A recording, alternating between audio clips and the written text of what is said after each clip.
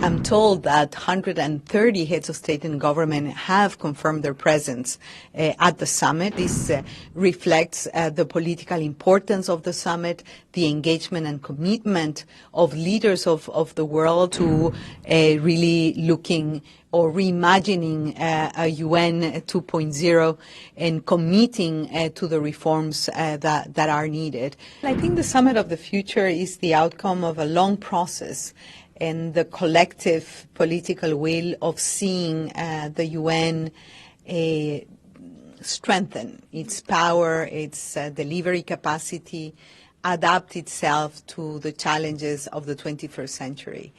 And I think that some say that it's one in a lifetime opportunity to agree, discuss, and commit to build a better UN. I think that the UN has done a lot of good to the world, prevented many conflicts, provided a life-saving support to refugees, to victims of war, in an endless list of the good things that the UN has done. But I think that we are living a different reality than 80 years ago, practically, in that there is the time has come for a UN refurbishing, retooling, rejuvenating, and the opportunity is now.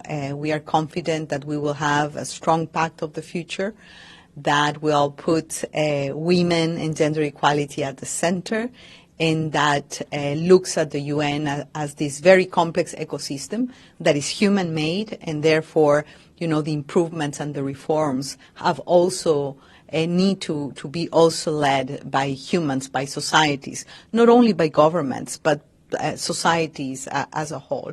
And that's why the voices of young people, of social movements, academic scientists, has been so active and strong. And we have to say that member states also have provided, you know, a central space to the negotiations and the discussions of the pact, of the Global Digital Compact, and the Declaration of Future Generations, which is a single package. And we are very much looking forward to seeing, you know, the Summit of the Future commit not only to the pact, but to the implementation of the actions that are embedded in the pact. Ma'am, the Indian Prime Minister Narendra Modi, he's also scheduled to address the Summit of the Future. When it comes to India's role in such an important forum, how significant do you see that as?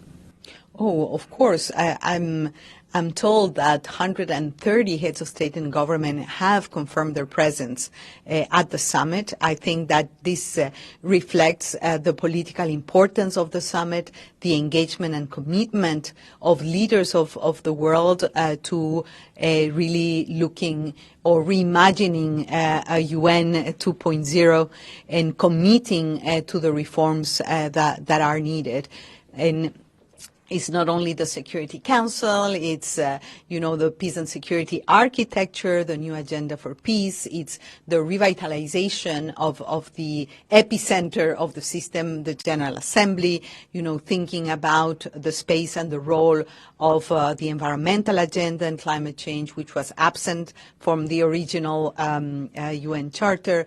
It is looking at how to improve the international financial architecture to respond to the needs of the developing nations today.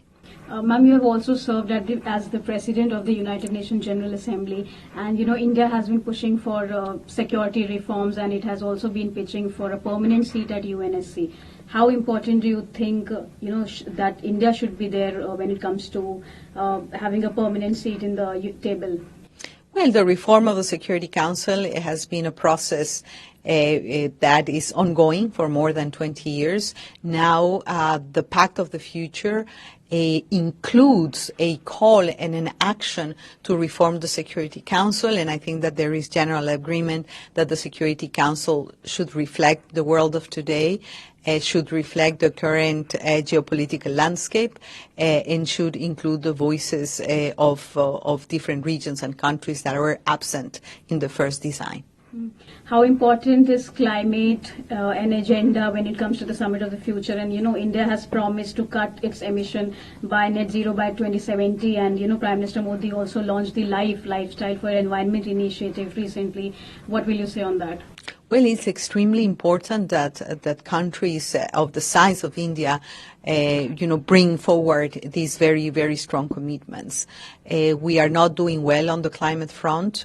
Commitments of, 1.8 billion people living in India, I think is really going to make the difference. We have seen the commitment to renewable energy in India and the commitment to reduce emissions.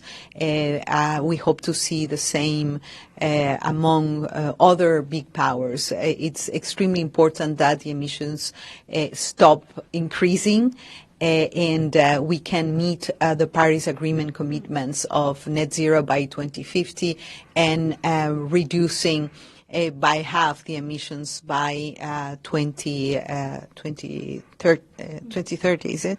Or India 2070. Yeah, well, but I'm speaking about the language of the Paris Agreement, no? So, and the other issue that is critical is adaptation, climate finance for adaptation and resilience building, and bringing some financial means to the country, especially those that are the most vulnerable to climate impacts, and that includes small island developing states and other developing economies. So means of implementation are absolutely critical, not only the financial resources, but also the low carbon technologies and the capacity, the installed capacity. This is a collective effort. Every country, every society has its part to curb climate change. Ma'am, you are one of the very few leaders who, when it comes to women empowerment, you are one of the very few leaders who has been at the helm, when it comes to leading as the President of the General Assembly. India also recently passed a reservation bill where it, reserved 2/3 of the seats for women. What will you say on that, and how significant is that?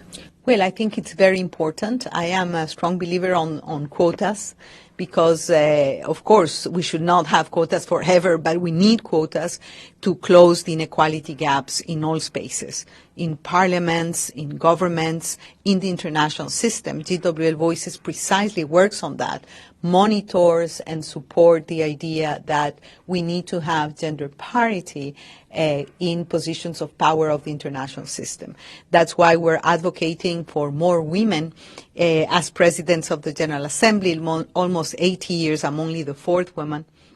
In almost 80 years of history of the General Assembly, the first ever female president of the General Assembly was an incredible Indian woman, Vijaya Lakshmi Pandit, as you know, and then two other incredible women, Madame Brooks from Liberia, Sheikha Haya from Bahrain, and I'm very proud to say I'm the first woman from Latin America to have this responsibility. So we are asking for more women presidents of the General Assembly, and of course the first ever female Secretary General for the UN.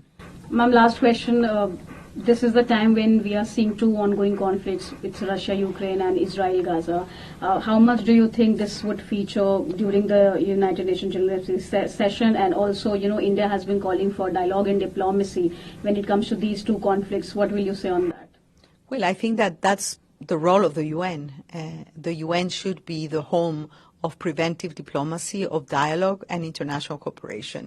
That is the DNA of the United Nations. So I think that the high-level week of the General Assembly during the Summit of the Future, it is time for us and for leaders to discuss how we end war and we combat all forms of violence. Of course, these include the war in the Middle East, the war in Ukraine, but it also includes the almost 100 conflicts that are happening as we speak in different parts of the world that are as important. If we look at Yemen, if we look to many of the, unfortunately, African countries, sub-Saharan Africa. I mean, there are many conflicts out there, Haiti in my own region. So the attention of the UN, the convening power of the UN, the preventive diplomacy power of the UN should be put at the service of crafting a more peaceful world.